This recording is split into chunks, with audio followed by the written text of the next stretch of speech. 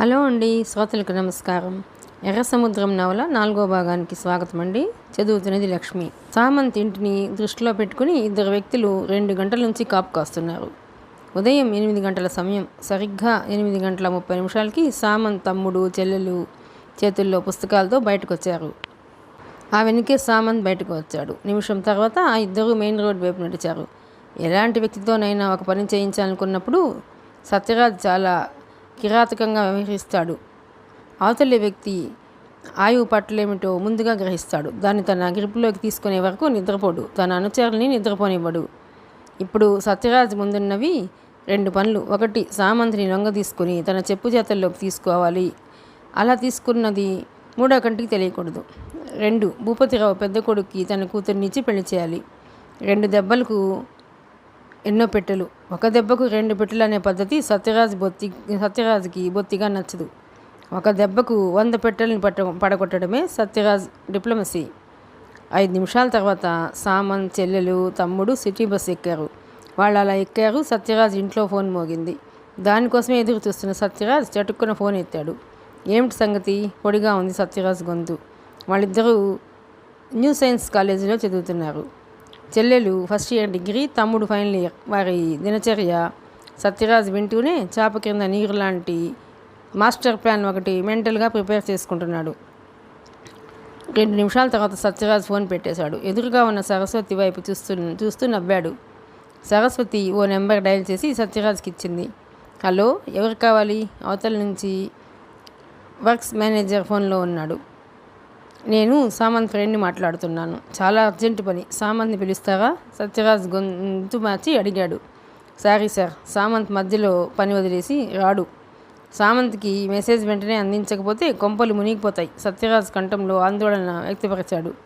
ఫోన్లో ఓ నిమిషం మౌనం తర్వాత హలో అని వినిపించింది సత్యరాజ్కి. అది సామంత్ గొంతుగా గుర్తుపట్టాడు సత్యరాజ్. హలో సామంత్, సారీ, ఈ బ్యాడ్ న్యూస్ చెప్పాల్సి వచ్చినందుకు. గొంతులో కొండంత బాధ నాటకీయంగా దొర్లింది. హలో, మీరెవరు? బ్యాడ్ న్యూస్ ఏమిటి?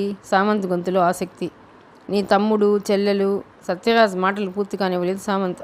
ఏమైంది? వాళ్ళు ఇప్పుడు ఎక్కడున్నారు? అసలు మీరెవరు? సత్యరాజ్ ఊహించిన రియాక్షన్ సామంత్ కంఠంలో వినిపించింది. ఓసారి తమాషాగా నిశ్శబ్దంగా నవ్వుకుంటున్నాడు. ఆ నిశ్శబ్దపు నవ్వులో ఓ విషనాగు గురక వ్యక్తమైంది. నేను ఎవరన్న దానికేం కానీ దీని ద్వారా నీకు నీ చెల్లెలు, తమ్ముడు అంటే ఎంత ఇష్టమో తెలిసిపోయింది. నువ్వేం మాట్లాడుతున్నావో అర్థం కావటం లేదు. సామంత్కి ఆందోళనగా ఉంది తన వాళ్ళకేమైందోనని. ఫోన్ మౌత్ పీస్ మీద చేయి అడ్డంగా పెట్టి ఎన్ని నిమిషాలైంది? సరస్వతిని ఉద్దేశించి అడిగాడు. సరిపడిన టైమే అన్న భావాన్ని వ్యక్తపరిచింది సరస్వతి. ఫోన్ మించి చేయి తీసి, నువ్వు త్వరలో ఓ ప్రమాదంలో పడబోతున్నావు. ఆ ప్రమాదమే నిన్ను పైకి తీసుకువస్తుంది. అయితే తెలివిగా ఆ ప్రమాదాన్ని నీకు అనుకూలంగా మార్చుకోగలిగితే బాయ్. సత్యరాజ్ ఫోన్ పెట్టేశాడు. సామంత్ని ఫోన్ దగ్గరికి రప్పించడంలో కేవలం సామంత్కి అతని తమ్ముడు, చెల్లెల మీద ఎంత ఇష్టమో తెలుసుకోవటానికే కాదు, ఆ వైపు డయింగ్ ఇంజనీర్ సహాయంతో సత్తయ్య సామంత్ పనిచేసే మిషన్పై ఓ ప్రయోగం చేస్తున్నాడు. అది పూర్తి చేయడానికి సత్యరాజ్ని అడిగిన టైం 4 నిమిషాలు. ఫోన్ దగ్గర నుంచి సామంత్ తిరిగి రావటాన్ని దూరాల నుంచే సత్తయ్య కనిపెట్టి మెల్లగా అక్కడి నుంచి తప్పుకున్నాడు. పెద్ద పెద్ద పారిశ్రామిక అశాంతులు కేవలం కార్మికుల మంచి చెడ్డలు చూడడానికే రాలేదు. స్వార్థపరులైన యూనియన్ లీడర్స్ తమ వ్యక్తిగతమైన పనులు సాధించుకోవడానికి ఎక్కడో చిచ్చు పెడతారు. అది క్రమంగా కార్చిచ్చుళ్ల కార్మిక వర్గమంతటా పాకిపోతుంది. అంటించడమే కానీ ఆర్పటం ఎవరి తరం కాదు. ఎవరికి వారే మాట పట్టుదలకు పోయి ప్రశాంతంగా ఉన్న వాతావరణాన్ని కలుషితం చేస్తారు. ఈ కలుషితంలో ఫ్యాక్టరీలు ధ్వంసం కావచ్చు, కార్మికుల రక్తం కాలువలై పారవచ్చు. మన దేశంలో వచ్చే సమ్మెల్లో కేవలం ఉద్యోగుల బాగు కోసం జరిగేవి 27%. 525% యూనియన్ లీడర్స్ సొంత ప్రయోజనాల కోసమే అని ఓ ఆర్థిక శాస్త్రవేత్త అభిప్రాయం. మేడం, మీరేమీ అనుకోనంటే ఓ విషయం చెప్పాలనుకుంటున్నాను. సెక్రటరీ మిగతా మాటల్ని మింగేశాడు. సాహితీ చూస్తున్న ఫైల్లోంచి ఓసారి తలపైకెత్తి చూసి చెప్పమన్నట్లు మౌనంగా తలూపింది. మనం ప్రీమియర్ మిల్స్కి ఫైనాన్స్ చేయటం కొందరికి ఇష్టం లేదు. తెలుసు, పొడిగా అంది. దానిలో భాగంగానే మీ మీద దాడి జరిపించారు. పిరికి వెధవలు కావచ్చు. పిరికి వాళ్ళనైనా తక్కువ అంచనా వేయకూడదు కదా మేడం. సాహితి ఓసారి తలెత్తి సెక్రటరీ వైపు చూసింది. తన భద్రత పట్ల సెక్రటరీ పడే ఆందోళనను గమనించింది. అభిమానంగా చూస్తూ, అయితే భయపడి వెనకడుగు వేద్దామా మామూలుగానే అడిగింది. రాత్రి నాకు 2 సార్లు ఫోన్స్ వచ్చాయి. తుళ్ళిపడింది సాహితి. ఎక్కడి నుంచి వచ్చాయి అనుమానిస్తూనే అడిగింది. ఎక్కడి నుండి, ఎవరు చేసింది స్పష్టంగా తెలియదు. తగిన ఆధారాలు లేకపోయినా చేసింది మాత్రం సత్యరాజ్ మనుషులు, చేయించింది భాగ్యరాజ్ మనుషులు. అవసరం ఉంది ప్రీమియర్ మేనేజ్మెంట్కి అని నా అనుమానం. ఆమె మౌనంగా ఉంది. సెక్రటరీ ఫర్దర్గా మాట్లాడాలో లేదో తెలియక గుంజాటంలో పడ్డాడు. చూద్దాం ఇది ఎక్కడికి దారితీస్తుందో. ఇన్వెస్ట్ చేసి తీరాల్సిందే. ఆ ఇండస్ట్రియల్ బాస్టర్డ్స్ కొన్ని వేల కుటుంబాలని దారుణంగా ముంచేస్తుంటే చూస్తూ ఊరుకోలేను. దానికి సంబంధించిన ఫార్మాలిటీస్ పూర్తి చేయండి అంటూనే లేచింది.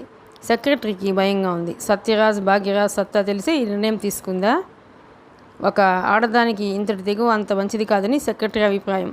అది ఆమెతోటే పోదు. ఆమె చుట్టూ బతుకు తెరువు కోసం చేరిన తనలాంటి వాటి పీకలకు కూడా చుట్టుకుంటుంది. భాగ్యరాజ్ తనకు అడ్డు వచ్చిన వారిని పట్టపగలు నడి రోడ్డుపై నరికి డ్రైనేజ్లోకి విసిరితే చర్య తీసుకునే నాదుడు లేడు. 5-6 ఏళ్ల క్రితం తన కొత్త ఫ్యాక్టరీ శంకుస్థాపన కోసం ఒక వ్యక్తిని 5 లక్షలకు కొని బలి ఇస్తే చుట్టూ అది చూసిన వారు 1000 మంది ఒక్కడు నోరు మెదపలేదు. సెక్రటరీ మనసులో ఉన్న ఈ సంఘటన బయటకు వస్తే తన బాస్ సాహితీ ఏ రూపం ఎత్తుతుందన్నది అనూహ్యం. అయినా గంధర్వ కన్యలా ఉండే ఈమె ఇంత చిన్న వయసులో మరలా పెళ్లి చేసుకోకుండా ఎలా ఉండగలుగుతోంది? కోట్లకు కోట్లు ఆస్తులున్నా ఏం ప్రయోజనం? అనుభవించే వయస్సు పోతే తిరిగి వస్తుందా? పిచ్చిది కాకపోతే. తనకు ఆ ఛాన్స్ ఇస్తే బాగుండు. ఎంతమంది కోటీశ్వర్లు తనను అప్రోచ్ అయ్యారు. ఎలాగైనా ఆమెను పెళ్లికి ఒప్పిస్తే లక్షలు కురిపిస్తామని. భాగ్యరాజ్ అయితే ఏకంగా ఓ చిన్న ఫ్యాక్టరీ రాసిస్తానన్నాడు. ఈమెకు అసలు ఆ ధ్యాసే ఉన్నట్లు కనిపించదు. ఒకవేళ ఏదైనా సీక్రెట్ సెటప్ ఉందా? ఏమో, పెద్దవాళ్ళ లింక్స్ అన్నీ దేవరహస్యాలుగానే మిగిలిపోతాయి. బహుశా ఈమెను తొలిసారి ముట్టుకునే అదృష్టం ఆమెను రక్షించే సందర్భంలో ప్రీమియర్ కంపెనీలోకి ఎంటర్ అయిన యూనివర్సిటీ స్టూడెంట్స్ లీడర్కే దక్కి ఉండవచ్చు. ఎంత అదృష్టవంతులు! సెక్రటరీకి ఓ తమాషా చేద్దామనిపించింది. మేడం, ఈ మధ్య మిమ్మల్ని రక్షించిన యువకుడు ఎవరో తెలుసా మీకు? సాహితీ సంభ్రమాశ్చర్యాలతో చూస్తున్న ఫైల్ సడన్గా ఆపేసి తలెత్తింది. సెక్రటరీ వైపు మెరుస్తున్న కళ్ళతో చూసింది. గోతికాడ నక్కలాంటి సెక్రటరీకి ఆమె మొహంలో కనిపించిన ఆతృత చాలు పసిగట్టేందుకు. తనకెలాగూ దక్కదు, మరొకరికి దక్కించే సందర్భంలో లాభపడ్డమే మంచిదనుకున్నాడు. మీకు తెలుసా? ప్రశ్నలో జన్మలుగా ఎదురు చూసే వ్యక్తి కోసం పడే తపన ధ్వనించింది. నిన్ననే తెలిసింది. సెక్రటరీ చూపులు పాలమేగడ్ లాంటి ఆమె చెక్కిళ్లపై ఉన్నాయి. ఆమెకు తనను చూస్తున్నట్లు తెలియకుండానే ఆమె అణువణువు కసిగా వీక్షిస్తుంటాడు. ఎవరతను? బుల్లెట్లా వచ్చింది ఆ ప్రశ్న ఆమె నోటి నుంచి. భూపతిరావు గారి పెద్దబ్బాయి. షాక్ తింది సాహితి. ఆ నిజాన్ని నమ్మలేక అదే భావాన్ని కళ్ళతో స్పష్టపరిచింది. నిజం మేడం. అయితే మీరు నమ్మలేకపోవటానికి రీజన్ ఉంది. భూపతిరావు గారు, ఆయన చిన్న కొడుకు దినేష్ ఒక పద్ధతి, పెద్ద కొడుకు నాగబాబు ఒక పద్ధతి. అప్పుడు తెలుసుకోగలిగింది తనను రక్షించిన యువకుడి పేరు నాగబాబు అని. ఎలాగైనా అతను ఒకసారి కలిసి కృతజ్ఞతలు చెప్పుకోవాలి అంది. ఎలా అన్న ప్రశ్నను నిర్ణయంలోనే జతపరుస్తూ. Madam గాలానికి చిక్కిందనుకున్నాడు secretary. మీకు భూపతిరావుకి ఓ కంపెనీకి ఫైనాన్స్ చేసే సందర్భంలో మనస్పర్ధలు వచ్చాయి కదా మరి? సెక్రటరీ ఆపై నసిగాడు. ఆమె ఓ క్షణం ఆలోచించింది. ఓకే, మీరెళ్ళి మీ పని చూసుకోండి అంటూ ఫైల్లో తలదూర్చింది. సెక్రటరీ నిస్సహాయంగా తల విదిలించాడు. చేతికి చిక్కినట్టు చిక్కి చేజారిపోయింది. తను ఆ విషయాన్ని గుర్తు చేసి ఉండాల్సింది కాదు. తనని తానే తిట్టుకుంటూ బయటకు నడిచాడు. లెక్క ప్రకారం ఇద్దరూ తప్పక ప్రేమలో పడి తీరుతారు. ఇద్దరు వయసులో ఉన్నారు. మంచి ఈడు జోడు. ఆస్తుల పరంగా సమ ఉజ్జీ కాకపోయినా మేడంకి తక్కువేం లేదు. వీటన్నింటినీ మించి ఇద్దరి భావాలు ఒక్కటే. ఇద్దరు ఒంటరి వాళ్లే వారి మనసులో ఇంతవరకు ఎవరు ఉండి ఉండకపోవచ్చు. 90% వారి జీవితాల్లో మొదలు కానున్న ఫ్యామిలీ డ్రామాను తన చేతిలోకి తీసుకుంటే అటు భాగ్యరాజుని ఇటు భూపతిరావుని గుప్పెట్లో పెట్టుకోవచ్చు. నాగబాబుకి తన కూతురిని ఇవ్వాలనుకుంటున్న సత్యరాజ్ ధీంలో చెలరేగిపోవటం ఖాయం. ఆ చెలరేగటాన్ని తనకు అనుకూలంగా మార్చుకుంటే చాలు, వండర్స్ చేయవచ్చు. హఠాత్తుగా తను లీడర్ అయిన భావన అతన్ని ఆనందంలో ముంచెత్తివేసింది. 9 గంటలకల్లా డ్యూటీ ఎక్కాడు సామంత్.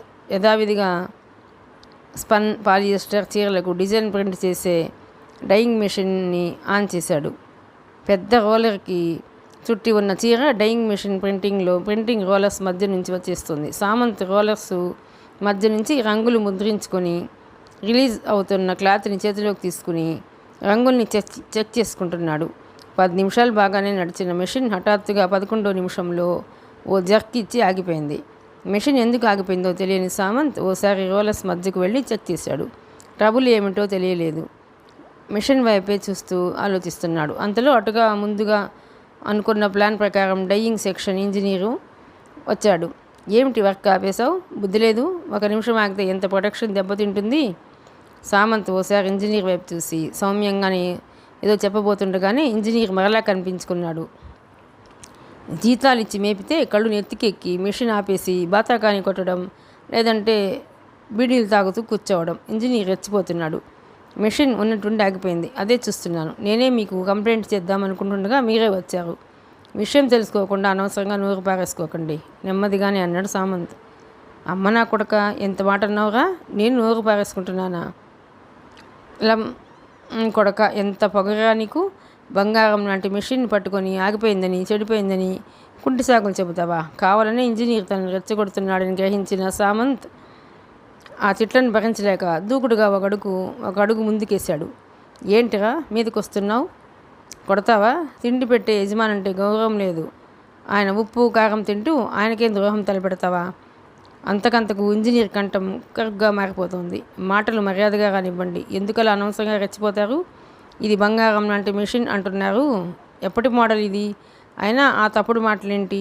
ఉప్పు కారం ఏమిటి? నేను ఎప్పుడు ఎవరు ఉప్పు కారం తినలేదు. నా కష్టానికి ఫలితంగా వచ్చిన జీతాన్ని తింటున్నాను. క్యాపిటలిస్టులుగానే మిగిలిపోయేందుకు ప్రత్యేకంగా రాసుకున్న పదకోశంలోని మాటలు ఆ ఉప్పు కారం. సామంత్ ఎప్పుడు ఎవరితో మాటపడి ఎరగడు. Most sensitive. అలాంటి అభిజాత్యం గల సామంత్ ఇంజనీర్ తిట్టేసరికి ఆవేశపడ్డాడు. అతి చిన్న కారణం కూడా లేదు ఇక్కడ. ఎక్కడికి దారి తీస్తుందో చూడండి. బొంబాయిలో 1983లో ఓ పట్టణ మిల్లులో, పేరు చెప్పలేను, ఇలాగే చిన్న విషయం దగ్గర మొదలైన ఘర్షణ ఓ పెద్ద పారిశ్రామిక కార్మిక వివాదంగా మారిపోయింది. దాని మూలంగా కేవలం 724 కోట్ల నష్టపోయింది దేశం. ఏంట్రో క్యాపిటలిస్టు పదకోశాలు అంటున్నావు? సమ్మె చేయిస్తావా? ఎలా చేయిస్తావో చూస్తాను. కావాలనే చొక్కా చేతుల్ని పైకి మడిచాడు ఇంజనీర్. ఆ ప్రయత్నం తన్ని కొట్టేందుకని అపోహపడ్డాడు సామంత్. ఆ అపోహ సామంత్కి కలగగానే చొక్కా చేతుల్ని విసురుగా మడిచింది. చాలా చిన్న విషయం, ఎందుకంత రభస చేస్తారు? నా సంగతి మీకు తెలుసండి. ఇలా అసభ్యంగా ప్రవర్తించడం, అనవసరమైన ఆవేశాలు పెంచుకోవటం అంత మంచిది కాదు. ఎందుకు అనవసరంగా దీనికి వేరే రంగు పూస్తావు? తనను తాను నిగ్రహించుకుంటూ కాస్త గట్టిగా అన్నాడు సామంత్. మాటలు పూర్తి కాలేదు. విసురుగా ఓ దెబ్బ వేశాడు సామంత్ని. ఏమరపాటుగా ఉన్న సామంత్కి అది బలంగా తగిలిని నుదుటి మీద గాయమై నెత్తురు చెమ్మింది. ఆ అదును కోసమే దూరంగా చాటుగా ఉండి ఎదురు చూస్తున్న సత్తయ్య ఓ ఇద్దరు కార్మికుల్ని ముందుకు తోశాడు. వాళ్ళిద్దరూ శివంగల్లా ఇంజనీరు మీదకు దూకటం, వాడిని 4 పంజా దెబ్బలు వేయటం, ఇంజనీర్ నిలువులా కూలిపోవటం అంతా క్షణాల్లో జరిగిపోయింది. నుదుటి నుంచి కారుతున్న రక్తాన్ని ఓ చేత్తో గట్టిగా దింపట్టుకొని ఆ ఇద్దరిని నిరోధించేందుకు వారి మధ్యకు వచ్చాడు సామంత్. కానీ అప్పటికీ ఆలస్యమైంది. ఇంజనీర్ దూకుడుగా లేచి వారితో కలబడ్డాడు. చూస్తుండగానే పరిస్థితి చేయి దాటిపోయేలా కనిపించింది. సామంత్ వెంటనే డేంజరస్ అలారం స్విచ్ ఆఫ్ చేసి అక్కడికక్కడే సమస్యను పరిష్కరిద్దామనుకున్నాడు. సామంత్కి అలాంటి ఆలోచన వస్తే తమ పథకం పారదని ముందే సత్తయ్య ఆ ఇద్దరికి చెప్పి ఉండటంతో ఒకరు అటు దూకి స్విచ్ని బలంగా నొక్కాడు. పరిస్థితి పూర్తిగా చేయి దాటిపోయిందని సామంత్ గ్రహించాడు. కనురెప్ప పాటు కాలంలో ఎక్కడి యంత్రాలు అక్కడే ఆగిపోయాయి. ఆందోళనగా గుంపుగా కార్మికులంతా డైయింగ్ సెక్షన్ వైపు పరిగెత్తుకు వస్తున్నారు. క్షణాల్లో ఈ వార్త సత్యరాజ్కి అందించబడింది. ఆ వార్త ఆ క్షణమే ఎదురుగా ఉన్న దీపక్ రాజ్కి అందింది. దీపక్ రాజ్ వెంటనే పోలీస్ స్టేషన్కి రింగ్ చేసి నేషనల్ ఇండస్ట్రీస్ డైయింగ్ సెక్షన్లో హింసాకాండ చెలరేగుతోందని వెంటనే వచ్చి పరిస్థితిని అదుపులోనికి తేవాలని తాను ఆ కంపెనీ ఎగ్జిక్యూటివ్ని అని నమ్మబలికి ఫోన్ పెట్టేశాడు. ఆ స్టేషన్ సదాశివ్ ఇన్ఛార్జి పోలీస్ శాఖలో అప్రమత్తతపై పోటీ పడితే దేశం మొత్తానికి మొదటివాడిగా వస్తాడు సదాశివ్. ఐపీఎస్ పూర్తి చేసుకుని ప్రమోషన్పై ఆ సర్కిల్కి ఇటీవలే వచ్చాడు సదాశివ. అతనిలోని చురుకును, నేర పరిశోధన శక్తిని గమనించిన ఎస్పీ చాలా పనులు సదాశివ్కి అప్పగించి చేతులు దులుపుకున్నాడు. సదాశివ్ జీప్ ముందు వెనుక 2 వ్యానులు పోలీసుల్ని ఎక్కించుకుని ఆగమేఘాల మీద బయలుదేరాయి. సరిగ్గా ఇదే సమయంలో డయింగ్ సెక్షన్ నానా బీభత్సంగా తయారైంది. ఎంతో మంచివాడైన సామంత్ని దూషించడాన్ని, గాయపరచడాన్ని సోదర కార్మిక వర్గం భరించలేకపోయింది. తను చేసిన తప్పు బయటకు రాకుండా ఇంజనీర్ నాటకం ఆడటంతో కార్మికుల దుర్స్థానమేనని మిడిల్ మేనేజ్మెంట్ అపోహపడింది. మాటకు మాట, దెబ్బకు దెబ్బ, హింసకి హింస నెలకొందక్కడ. అదంతా ఎవరో కావాలని ఆడిన నాటకంగా సామంత్ గ్రహించగలిగాడు. అయినా అప్పుడు ఇక చేయగలిగిందేమీ లేదని గ్రహించాడు. పోలీసులు మరో నిమిషంలో ఆ క్యాంపస్లోకి ఎంటర్ అవుతారనగా హఠాత్తుగా లాల్ సింగ్ బిర్క్, హంసీఖాన్ ఆ గుంపులోకి జొరబడిపోయి సమయం చూసి ఆజ్యం పోయటానికి సిద్ధంగా ఉన్నారు. సామంత్ అతనిలాగే శాంతిని, అభివృద్ధికి కోరుకుని మరికొందరు ఘర్షణ మరింత తీవ్రరూపం దాల్చకముందే సర్దుబాటు చేయాలని ఆఖరి ప్రయత్నంలో ఉన్నారు. ఎస్టేట్లో ఓ హాల్లో భూపతిరావు తన 2 కొడుకులతో సమావేశమై ఉన్నాడు. పెద్ద కొడుకు విషయం ఆ రోజు అటో ఇటో తేల్చుకోవాలన్న పట్టుదలతో ఉన్న భూపతిరావు ఆ గదిలో ఉన్న ఫోటో డిస్టర్బెన్స్ అని డిస్కనెక్ట్ చేశాడు. ఫ్యాక్టరీలో హఠాత్తుగా కమ్ముకుపోయిన కారు మేఘాల గురించి భూపతిరావుకు తెలియపరిచి తెలుసుకోవాల్సిన చర్య గురించి తెలుసుకోవాలని 4-5 ఆఫీసర్స్ ఫోన్ చేస్తున్నా ఎంగేజ్ సౌండ్ వచ్చి వారికేం చేయాలో దిక్కుతోచకుండా పోయింది. పోలీసుల్ని రంగంలోకి దింపితే కానీ గొడవ సర్దుబాటు కాదు. అలా చేస్తే కార్మికులు రెచ్చిపోతే దీర్ఘకాలిక సమస్యగా అది పరిణమించవచ్చు. ఎలా, ఏం చేయాలని ఆలోచిస్తున్న వారి చెవుల్లో పోలీస్ సైరన్స్ పడ్డాయి. అధికారులు ఉలిక్కిపడ్డారు. పోలీసులు ఎలా వచ్చారు, ఎవరు తెలియపరిచారు, ఇంతలోనే ఇది పోలీసుల దాకా ఎలా వెళ్ళిందన్నది అర్థం కాక ఆందోళన చెందుతూ గదుల్లోంచి బయటకు పరిగెత్తుకు వచ్చేసరికి పోలీసులు వ్యాన్స్ దిగి పరిగెత్తుతూ కనిపించారు. పోలీసుల రంగప్రవేశం దూకుడుగా జరగకుండా సదాశివ్ అడ్డుకున్నాడు. సమస్య చిన్నదైతే పోలీసులు పెద్దదిగా చేసిన చాలా సందర్భాలు తెలిసి ఉండటంతో ఆ జాగ్రత్త ముందే తీసుకున్నాడు. కానీ కొందరు యువ కార్మికులు పోలీసులను చూసి ఆవేశపడ్డారు. సదాశివ్ చొరవగా గుంపు మధ్యకు వెళ్ళిపోయి హ్యాండ్ మైక్ చేతిలోకి తీసుకున్నాడు. మై డియర్ ఫ్రెండ్స్, ముందుగా ఒక మనవి. మమ్మల్ని చూసి అవమానంగా ఫీల్ అయ్యి రెచ్చిపోకండి. సమస్య అసలు ఎక్కడ ప్రారంభమైందో కనుక్కొని సామరస్యంగా పరిష్కరించుకోవచ్చు. దయచేసి కాసేపు ప్రశాంతంగా ఉండండి. సదాశివ్ గొంతెత్తి సమూహాన్ని ఉద్దేశించి ప్రసంగిస్తుండగా ఓ మూల నుంచి రాయి వచ్చి సదాశివ్ నుదుటిని బలంగా తాకింది. తాకిన మరుక్షణం దాని గురించి కంగారు పడలేదు. అది వచ్చిన వైపుకి గిరుక్కున తిరిగి చూశాడు. అక్కడ ఓ వ్యక్తి సదాశివ్ దృష్టిలో పడ్డాడు. పోలీస్ ఆఫీసర్ ఇటే చూస్తున్నట్లు గమనించగానే అతడు చప్పున అక్కడి నుండి తప్పుకున్నాడు. సదాశివ్ అతని వృత్తిలో అంత మంచి పేరు రావటానికి అతని గురి తప్పని జ్ఞాపక శక్తి కూడా ఒకటి. సదాశివ్ కనుబొమ్మలు పైకి లేచాయి. ప్రశ్నార్థకంగా లాల్ సింగ్ బిర్క్ అన్న మాటలు అస్పష్టంగా స్వగతంలో ఉచ్చరించాడు. సదాశివ్ అనుమానం నిజమైంది. సందర్భాన్ని తమకు అనుకూలంగా మార్చుకొని మూకల చేరిపోయాయన్నమాట. ఈలోపు పరిస్థితి మరో మలుపు తిరిగింది. ఎంతో మంచి ఆఫీసర్గా పేరు తెచ్చుకున్న తమ బాస్ దెబ్బతినటంతో పోలీసులు ఉగ్రులైపోయారు. కల్లోలం ఉధృతమైంది. అందిన వాళ్ళని అందినట్లే లారీలతో చావబాదటం మొదలెట్టారు పోలీసులు. కొందరు చేతికందిన వస్తువుల్ని ధ్వంసం చేసి పారేస్తున్నారు.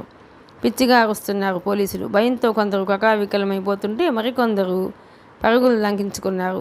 ఇంకొందరు ఎదురు తిరిగి పోలీసుల్ని చాటు నుంచి దెబ్బ వేస్తున్నారు. కొద్ది నిమిషాల్లో ఆ ప్రాంతమంతా అస్తవ్యస్తంగా అగమ్య గోచరంగా తయారైంది.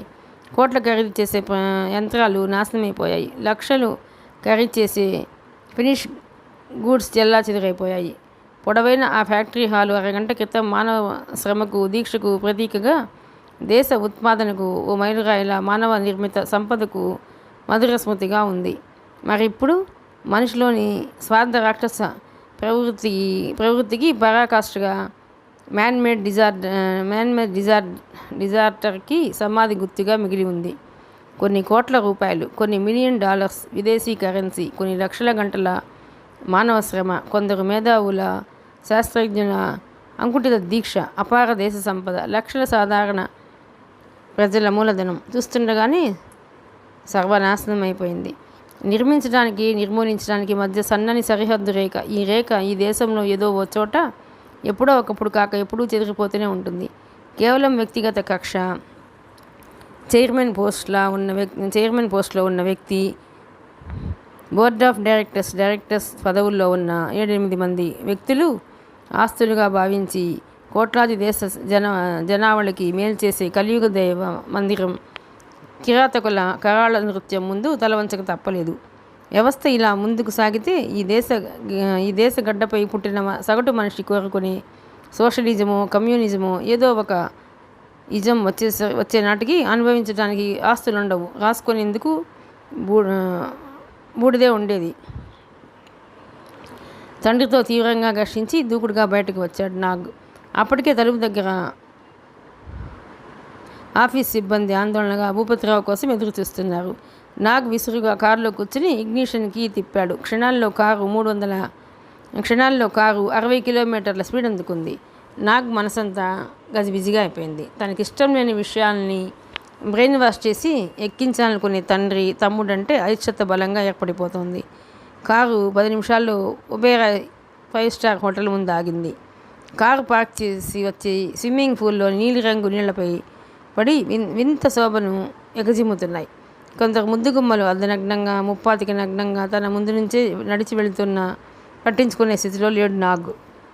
అలా 5 నిమిషాలు గడిచాయి. సాయం చీకట్లు మూసుకుంటున్నాయి. బేరరు 2 సార్లు దగ్గరికి వచ్చి ఆర్డర్ ప్లేస్ చేసుకునేందుకు ప్రయత్నించబోయి మౌన ముద్రలో ఉన్న నాగ్ని చూసి తిరిగి వెళ్ళిపోయాడు. అతను ఎవరో తెలుసు కనుకే ఆ స్పెషల్ ట్రీట్మెంట్. తననెవరో కదుపుతుంటే కోపంగా కళ్ళు తెరిచిన నాగ్ ఓ క్షణం విస్మయంగా చూశాడు. ఎదురుగా 4 ఏళ్ల పాప కడిగిన ముత్యంలా బేతింగ్ డ్రెస్లో తన వైపే విచిత్రంగా చూస్తోంది. ఆ పాప అమాయకమైన చూపులకి నాగ్ ప్రసన్నుడైపోయాడు. మృదువుగా ఆ పాపను దగ్గరికి తీసుకుని, ఏం పాప అంటుండగానే, నో పాప, Soni, my sweet name is Soni, real name is Hindu అంది చక్రాల లాంటి కళ్ళను అలల్లారుతూ. నాగ్ నవ్వాడు. ఆ పాప చమత్కారానికి దగ్గరికి తీసుకుని నుదుటి మీద అంటనట్లు ముద్దు పెట్టుకున్నాడు. నాకు ఈత నేర్పిస్తే స్వీట్ కిస్ నేర్పిస్తావా అంకుల్? తన లేత చేతులతో నాగ్ గడ్డాన్ని కదిలిస్తూ అడిగింది. ఎవరి పాపై ఉంటుందని నాగ్ చుట్టుపక్కల చూశాడు. ఎవరు ఆ పాప తాలూకు వారిలా కనిపించలేదు. పాపను చూస్తూ స్తబ్దుగా కూర్చోలేకపోయాడు నాగ్. పదమ్మ నేర్పుతాను అంటూ షూస్ విడిచేసి పాపనెత్తుకుని అలాగే వెళ్ళి స్విమ్మింగ్ పూల్లోకి దిగిపోయాడు. పాప వింతగా చూస్తూ తన చిన్నారి చేతులతో నాగ్ గడ్డాన్ని ఊపుతూ, అంకుల్, మీ డ్రెస్ తడిసిపోతోంది, షేమ్ అంది. నో ప్రాబ్లం డియర్ అంటూ నాగ్ సోనీని 5-6 అడుగుల లోతున్న ప్రాంతానికి తీసుకెళ్ళి, పాప రెడీ, నేను నీ నడుం పట్టుకుంటాను, నీవు కాళ్ళు చేతులు బలంగా ఆడించాలి అంటూ పాపను నీళ్ల మీద బోర్లా పడుకుండా పెట్టాడు. సోనీ ఏమాత్రం భయపడకుండా కాళ్ళు చేతులు ఆడిస్తూ కేరింతలు కొడుతోంది. ఈలోపు స్విమ్మింగ్ పూల్ ఇన్ఛార్జ్ పరిగెత్తుకు వచ్చాడు. వెరీ బాద్ సార్, స్విమ్మింగ్ డ్రెస్ తోటి పూల్లోకి దిగాలని తెలిసి ఇలా చేస్తావా? ఊపార్ అవో అంటూ చిందులు తొక్కుతున్నాడు. నాగ్ అతని మాటలు పట్టించుకునే స్థితిలో లేడు. అతను రిసెప్షన్లో కంప్లైంట్ చేసేందుకు లోపలికి పరిగెత్తాడు. 10 నిమిషాలు గడిచాయి. పాప అలసిపోయింది. నాగ్ పాపను భుజాల మీద ఎత్తుకున్నాడు. అంతలో పాప నాగ్ భుజం మించి ఎగురుతూ మమ్మీ అంది ఆనందంగా. నాగ్ తిరిగి చూసి ఆశ్చర్యపోయాడు. ఎదురుగా తన రోజు మాప్ వైలెన్స్ నుంచి రక్షించిన యువతి సాహితి కూడా ఒక క్షణం తను చూస్తున్నది కల్లో నిజమో అర్థం కాక అలా నిల్చుండిపోయింది. సో సామంత్ ఆయువు పట్టుపై తొలి చావు దెబ్బ పడిందన్నమాట. ఆశ్చర్యానందాలు ముప్పిరుకొనగా అడిగాడు భాగ్యరాజు.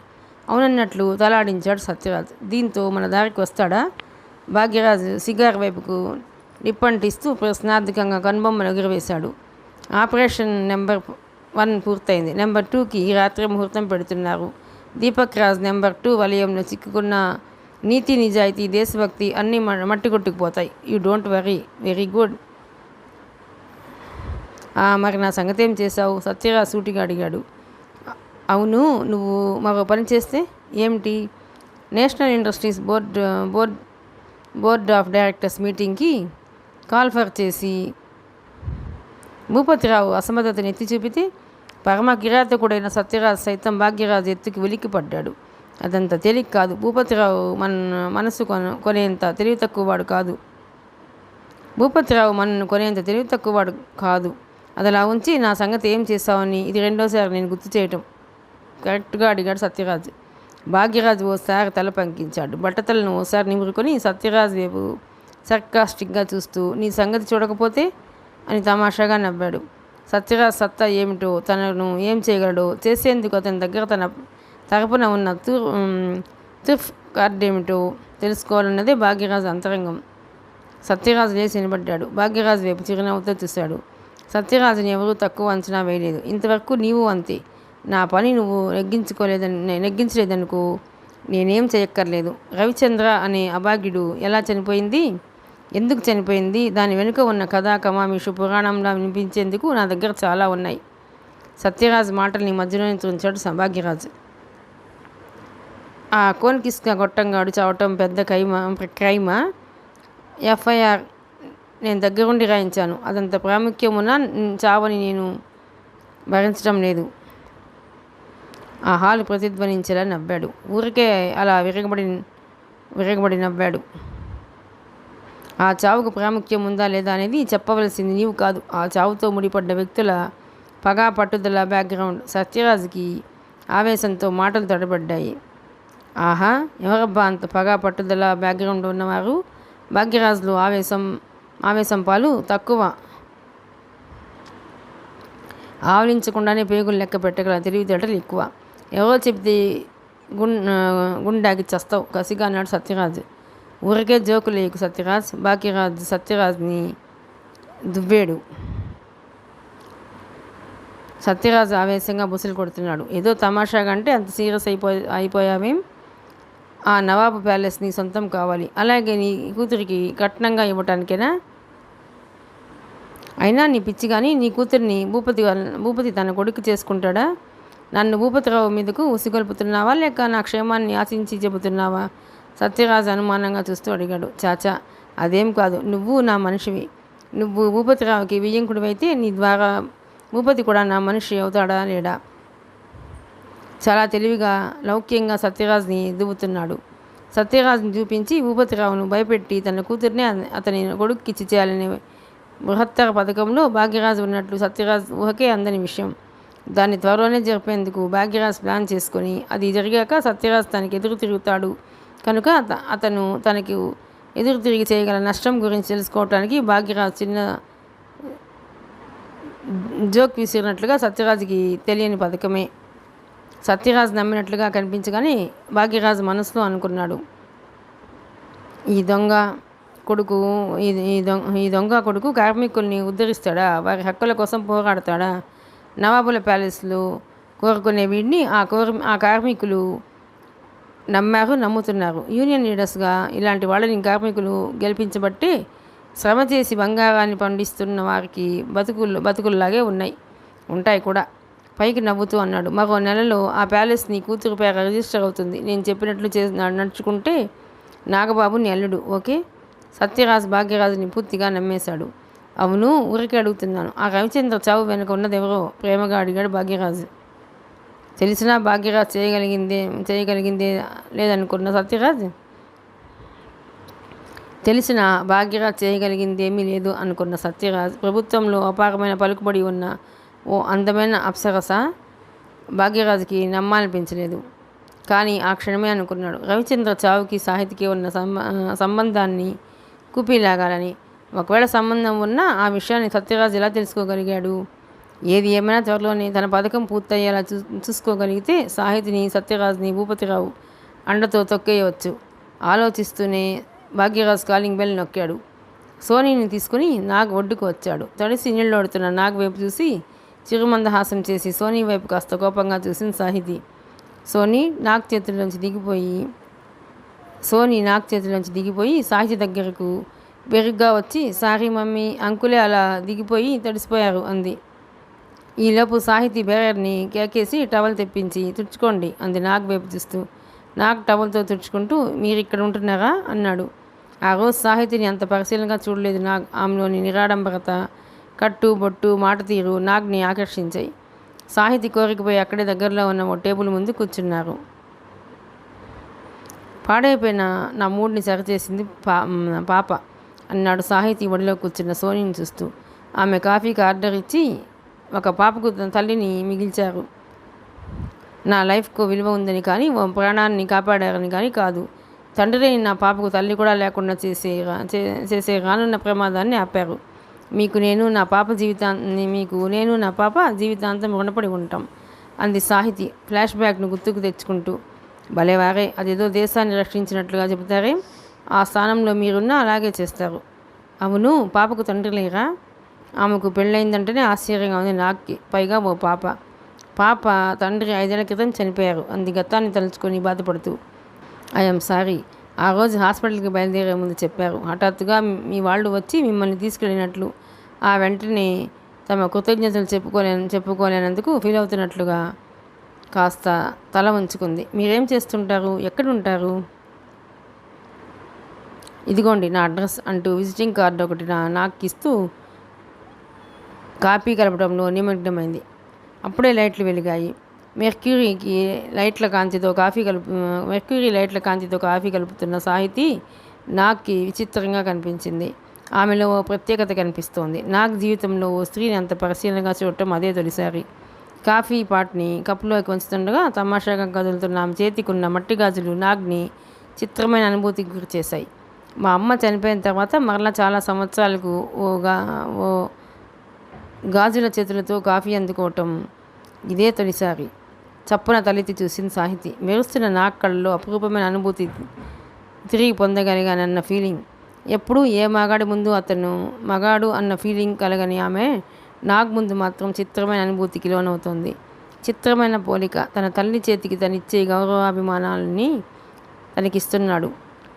కావాలని తెచ్చిపెట్టుకున్న భావాలతో అతను మాట్లాడుతున్నట్లు లేదు.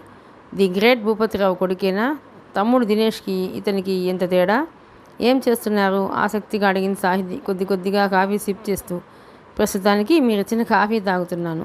గతంలో ఇండస్ట్రియల్ రిలేషన్స్ మీద థీసిస్ సబ్మిట్ చేశాను. అర్థం కాక చూసింది సాహితీ. కరోర్పతి బిజినెస్ మ్యాగ్నెట్ భూపతిరావు కొడుకు బిజినెస్ మేనేజ్మెంట్ చదవకుండా పారిశ్రామిక సంబంధాలపై పోస్ట్ గ్రాడ్యుయేషన్ చేయటమా? పైగా రీసెర్చ్ కూడానా? ఇతను నిజంగానే చెబుతున్నాడా తమాషానా? అసలు ఇతన్ని వాళ్ళ నాన్న తమ్ముడు ఎలా సహిస్తున్నారు? కొడుకు అతను హరే కృష్ణ మఠంలో చేరిపోవటం నమ్మలేని నిజం. ఇది మరో నమ్మలేని నిజమా? ఓ 10 నిమిషాలు గడిచాక నాగు లేచాడు. ఇక వస్తానన్నట్లు. మరలా ఎప్పుడు కలుస్తారు? ఓసారి మా ఇంటికి రాకూడదు? సాహితీకి అప్పుడే వెళ్ళిపోవటం ఇష్టం లేదు. ఆమె కళ్ళలోకి సూటిగా చూశాడు. చెప్పాను కదా, ఈ అనుభూతిలో నేను నిజాయితీని కోరుకుంటాను. నేను మిమ్మల్ని రక్షించాలని కృతజ్ఞతగా పిలిస్తే రాను. ఒక ఆత్మీయుడిగా భావించి ఇన్వైట్ చేస్తే తప్పక వస్తాను స్ట్రైట్గా అన్నాడు నాగ్. సాహితీ ఓ క్షణం ఆలోచించి, విత్ అఫెక్షన్, నా మట్టి గాజుల చేతులతో నేనే స్వయంగా వంట చేస్తాను అంది సాహితీ చిరునవ్వుతో. దూరంగా ఉండి ఇదంతా గమనిస్తున్న సాహితీ కారు డ్రైవర్ ఒకంత ఆశ్చర్యపోయాడు. తన యజమానురాలు నవ్వగా తను ఎప్పుడు చూడలేదు. ఇదే మొదటిసారి. తప్పకుండా వస్తాను. అవసరం వస్తే 4 రోజులు నాకు షెల్టర్ ఇస్తారా? ఉన్నట్టుండి సీరియస్గా అన్నాడు నాగ్. ఓ క్షణం తుల్లిపడింది ఆమె. అతని వైపు చూసింది. అతను ఆ మాట తమాషాగా అన్నట్టు అనిపించలేదు. జరగబోతున్నది ఇది స్పష్టంగా ఊహకు అందకపోయినా తండ్రి కొడుకుల మధ్య కమ్యూనికేషన్ గ్యాప్ పెరుగుతున్నట్లుగా ఊహించగలిగింది. ఓ క్షణం మౌనం తర్వాత అంది, తప్పకుండా మనస్ఫూర్తిగా ఇస్తాను. అయితే నా ఆతిథ్యం మీ స్థాయిలో, మీకు ఇష్టమైన రీతిలో ఉండకపోవచ్చు. Thank you very much. ఆ అవసరం వస్తే అడుగుతాను. ఆ తర్వాత మీ రుణం తీర్చుకుంటాను. వస్తాను అంటూ పాప బొగ్గలపై మృదువుగా చిటిక వేసి వడివడిగా వెళ్ళిపోయాడు. నాగ్ వెళ్ళిన వైపే ఓ నిమిషం పాటు చూస్తూ నిలబడిపోయింది. అకారణంగా మొదలైన స్ట్రైక్ పట్ల భూపతిరావు ఉగ్గుడైపోయాడు. సమ్మె ఎందుకు మొదలెట్టారన్నది ఎవరూ ఖచ్చితంగా చెప్పలేకపోతున్నారు. ఓ పక్క బోర్డులో తనపై కుట్ర, మరో పక్క తన దారిన నడవని పెద్ద కొడుకు, మరో పక్క సత్యరాజ్ బెదిరింపు. వీటన్నిటి వెనుక భాగ్యరాజ్ బేరం. మిస్టర్ ఎల్ అందించిన సమాచారం ప్రకారం సత్యరాజ్ని నెమ్మదింపజేస్తే తప్ప ఈ సమ్మె ఆగదు, మిస్టర్ ఎం వినయంగా చెప్పాడు.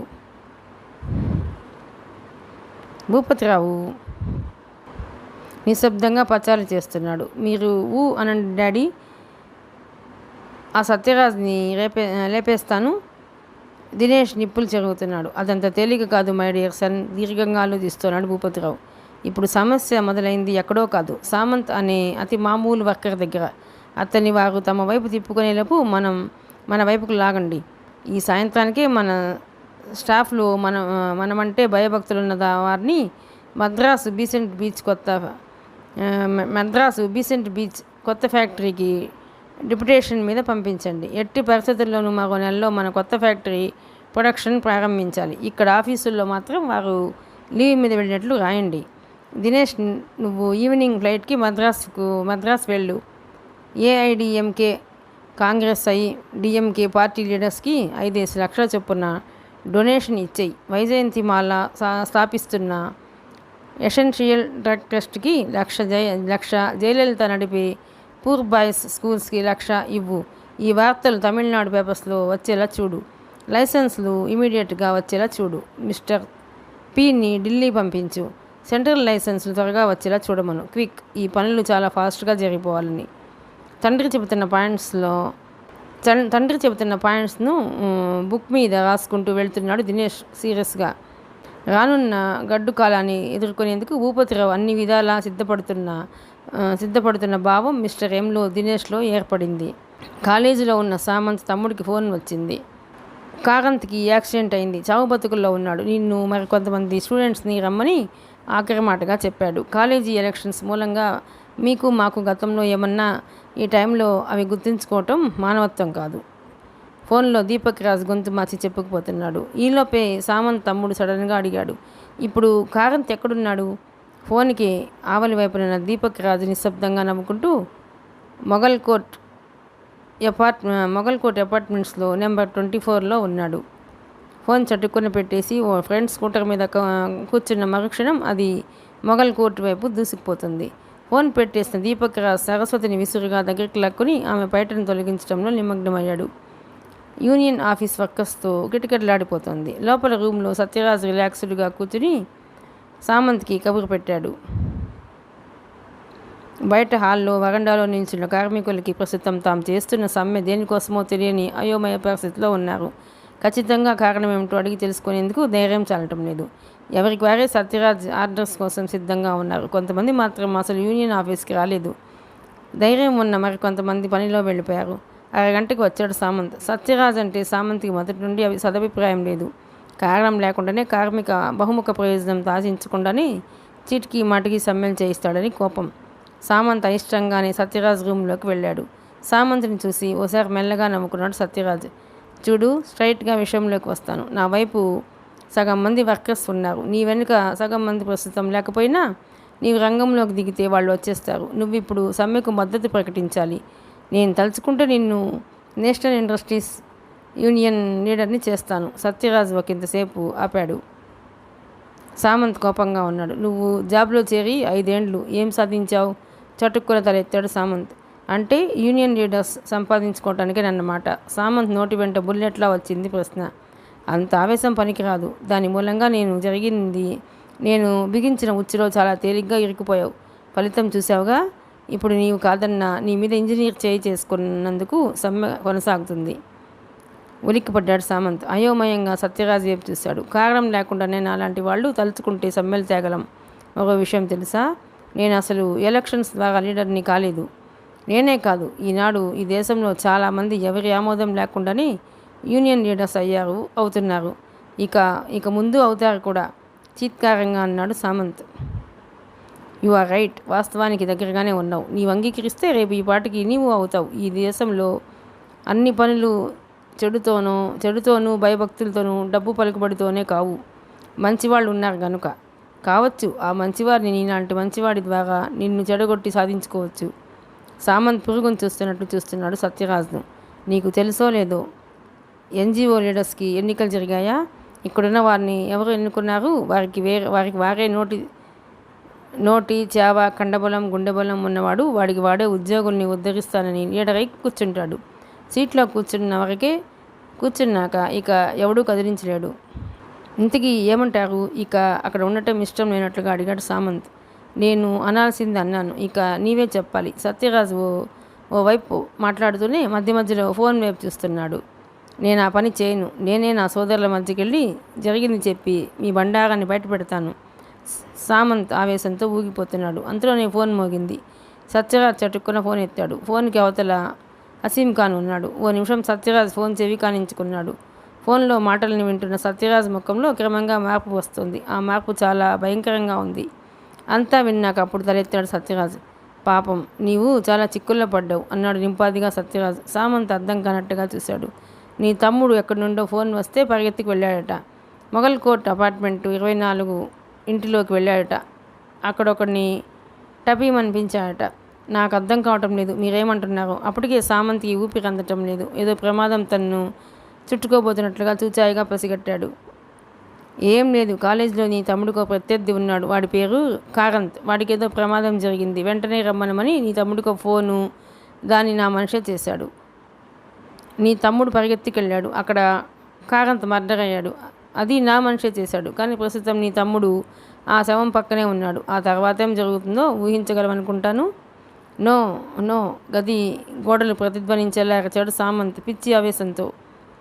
అదిగో అదే వద్దన్నాను. కూల్గా మన డీల్ సెటిల్ చేసుకుందాం. సామంత్ పిచ్చిగా చూస్తున్నాడు. నేను నమ్మను అరచాడు సామంత్. భలేవాడివే, ఎవరు నమ్మమన్నారు? నేను నమ్మను, కానీ నా మనుషులు అప్పగించిన పని చక్కగా చేసి నీ తమ్ముడిని ఇరికించారు. ఫోన్ అక్కడి నుంచే. నమ్మకపోతే ఫోన్ ఇదిగో 882130కి ఫోన్ చేయి అంటూ ఫోన్ ముందుకు జరిపాడు సత్యరాజ్. ఓ క్షణం సామంత్కి వెన్ను జలధరించింది. ఆ మర్డర్ జరిగిన పరిధిలో ఓ పోలీస్ స్టేషన్ ఉంది. దాంట్లో ఓ ఎస్ఐ ఉన్నాడు. వాడు మనోడే. సమ్మె ఉధృతం చేయించడానికి అబద్ధం చెప్పి లాఠీ చార్జ్ చేస్తాడు. అదిగో అది నాకు వాడికి ఉన్న సంబంధం. ఇప్పుడు నీ తమ్ముడు ఆ ఇంటిలో బందీ. బయట నా మనుషులు తాళం వేసి నా ఫోన్ కోసం ఎదురు చూస్తున్నారు. సింపుల్గా ఒప్పుకున్నామనుకో, ఆ ఇంటి తాళం తీసి నీ తమ్ముడిని వదిలేస్తారు.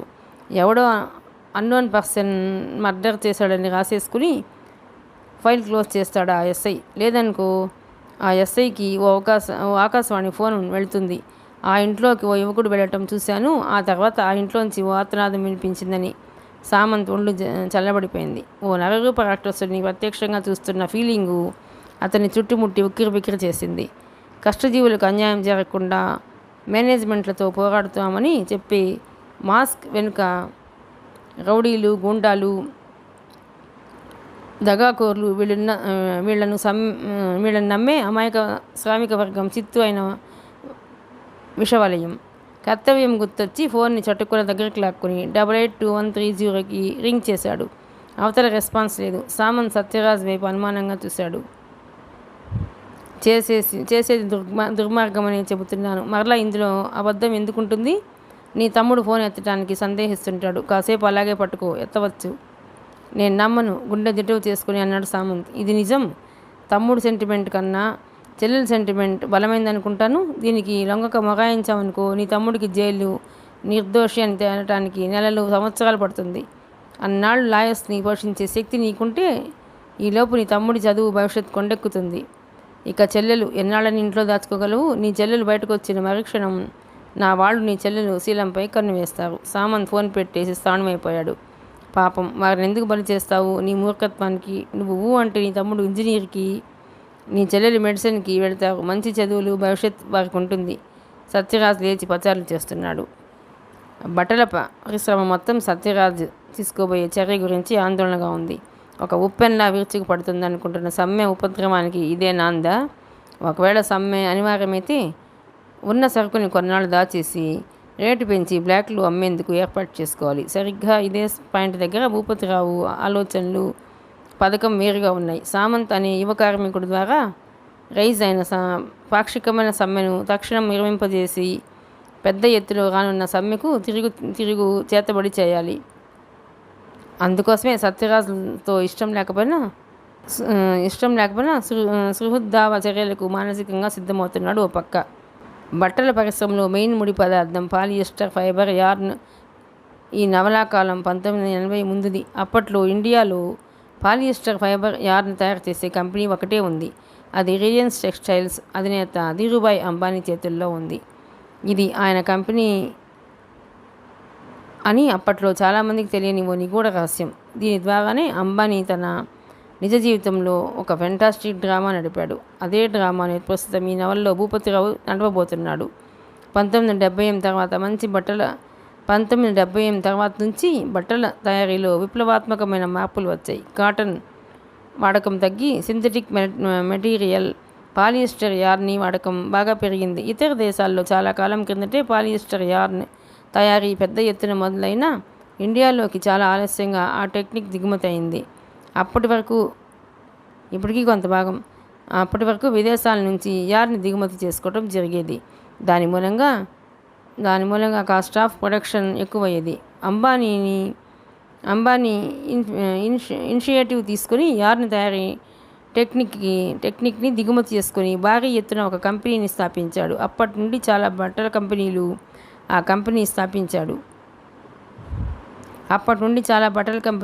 ఆ కంపెనీ నుంచే యార్న్ కొనుగోలు చేయడం మొదలెట్టాయి. ఓ పక్క రిజర్వ్ బ్యాంక్ కేంద్ర ఆర్థిక శాఖ విదేశీ ద్రవ్య వినియోగంపై ఆంక్షల్ని రోజుకి కఠినతరం చేయటం ప్రారంభించాయి. దాంతో చాప క్రింద నీరులా అంబానీ యార్న్ సప్లై ద్వారా ఇండియన్ టెక్స్టైల్స్ ఇండస్ట్రీ మీద కనిపించని గ్రిప్ తెచ్చుకున్నాడు. కేవలం 10 సంవత్సరాల్లో రిలయన్స్ ఇండియాలో 3వ పెద్ద కంపెనీగా స్థానం సంపాదించుకుంది. 1985లో రిలయన్స్ అమ్మకాలు 711 కోట్లు, లాభాలు 71 కోట్లు. విదేశీయులు సైతం ఆశ్చర్యపోయేంత అభివృద్ధిని అంబానీ సాధించగలిగాడు. అంబానీకి 2 కొడుకులు, ముఖేష్ అంబానీ, అనిల్ అంబానీ.